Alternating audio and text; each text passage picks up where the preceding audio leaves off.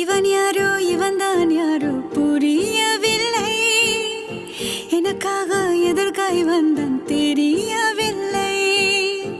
இவன் யாரோ இவன்தான் யாரோ புரியவில்லை.